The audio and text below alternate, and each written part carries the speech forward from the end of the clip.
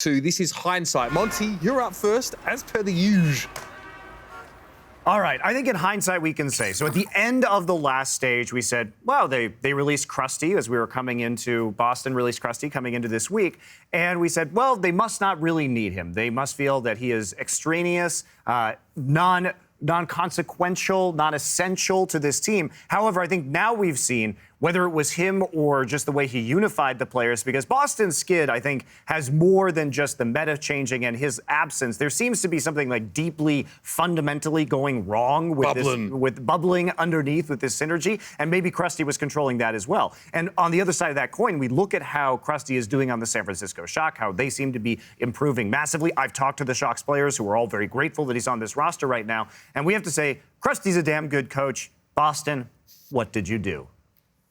All right, for me, you might know this, I have an extremely large amount of time for Houston, the players and the fans, but I think they fooled everyone, including themselves, into thinking that this was actually their meta. Perhaps they jumped the gun a little bit early on and said, we can play Begito this entire time. Remember the video we saw Raucus saying, well, none of us really wants to play Tracer, so this is perfect for us. Perhaps they didn't realize that it wouldn't be so simple as playing one comp as we had seen in previous stages. Now, a meta that requires teams to make switches on a dime within maps, not in between them.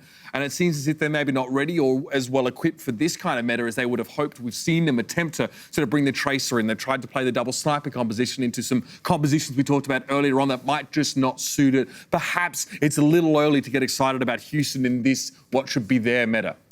And for me, in hindsight, the NYXL seem immune to meta changes. And throughout stage 1, 2, and 3, they've looked so good. And then into stage 4 is a huge shock in terms of what was going to go on with the meta.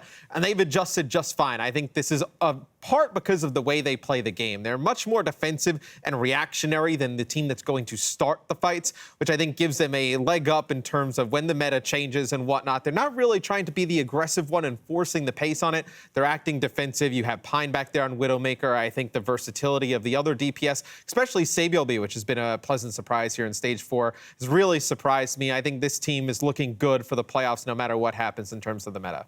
There it is. Hey, bonus question, guys. Do Shanghai manage to beat the Mayhem this stage? That's 2 weeks from now. Yep. I need more time. I really want to see next week to see who's adapting to the meta better, but Florida might be the worst. Hey, fam, we got 3 Dragons players in our top 5 MVP vote. Give me the Dragons. Give me the Dragons.